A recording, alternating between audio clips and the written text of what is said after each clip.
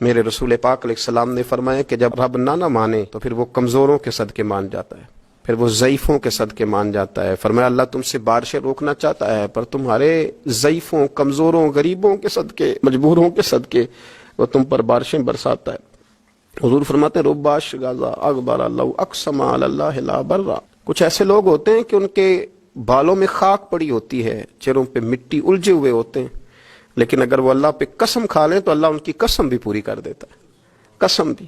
حضرت عبداللہ ابن مبارک فرماتے ہیں، ابن قدامہ نے لکھا ہے، فرماتے ہیں بارش نہیں ہوتی تھی مکے میں، قحط پڑ گیا تو سب لوگ مسجد الحرام سے باہر کھلی جگہ میں نکلے دعا کرنے کے لیے، سب اپنی اپنی دعائیں کر رہے تھے۔ تو میں تھوڑا باہر ہوا تو اچانک ایک غلام آیا، کالا سیاہ رنگ، 2 رکعتیں نماز پڑھ کے تو ہاتھ پھیلائے تو کہنے لگا اللہ مجھے پتہ ہے یہ جو کچھ بھی ہوا ہے میری نافرمانیوں کی وجہ سے ہوا ہے۔ تو ناراض ہو گیا نا، تو نے بارش روک لی، ناراض ہو گیا نا، ہمیں سبق سکھانا چاہتا ہے نا، یہ کسی اور کی وجہ سے نہیں، یہ صرف میری نافرمانیوں کی وجہ سے ہوا۔ اللہ رحم فرما، تیرے بندے تھوڑی سی بھی سختی برداشت کرنے کی طاقت نہیں رکھتے، کمزور ہیں، ڈر جاتے، غلام ہے، دعائیں مانگ رہا ہے۔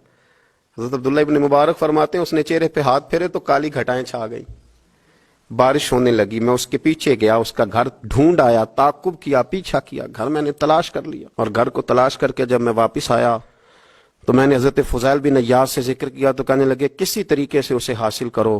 فرماتے ہیں میں اس کے گھر گیا، اس کے مالک نے مجھے دیکھا تو کہا عبداللہ ابن مبارک میرے گھر، اتنے بڑے ولی، اتنے بڑے درویش، اتنے بڑے محدث۔ میں نے کہا تیرا غلام چاہیے، اس نے کئی غلام دکھائے، میں نے کہا نہیں یہ نہیں۔ اس نے کہا یہ بڑے بڑے اچھے ہیں، کوئی سے بھی آپ لے لے، خرید لے۔ میں نے کہا نہیں۔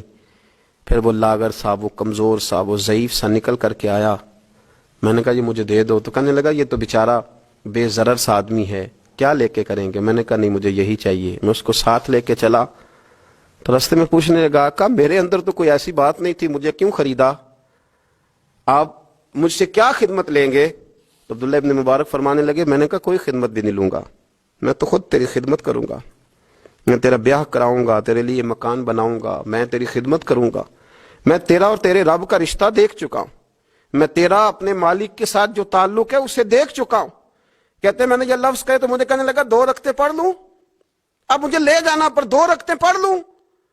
کہتے ہیں میں نے کہا پڑھ لو، تو 2 رکعتیں پڑھنے کے بعد میری طرف دیکھ کے کہنے لگا آقا مجھے اپنا حق معاف کر دینا، میں خدمت نہیں کر سکا۔ پھر کہنے لگا اللہ راز تو کھل گیا، اے اللہ راز تو کھل گیا، اللہ تیرا میرا معاملہ تھا، راز تو کھل گیا، راز تو کھل گیا، اللہ راز تو کھل گیا، میں سراپا مخزن راز تھا، میں رہا تھا مدت و راز میں، یہ تو تیرا شوق دید کشاں کشاں مجھے کھینچ لایا مجاز میں، اللہ راز کھل گیا۔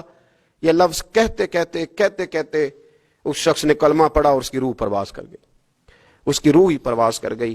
تو کبھی ان کمزوروں کے ذریعے بھی اللہ کو منایا جا سکتا ہے، تو رب کو منانے کی کوشش کریں، اس کے حضور عجز کی کوشش کریں۔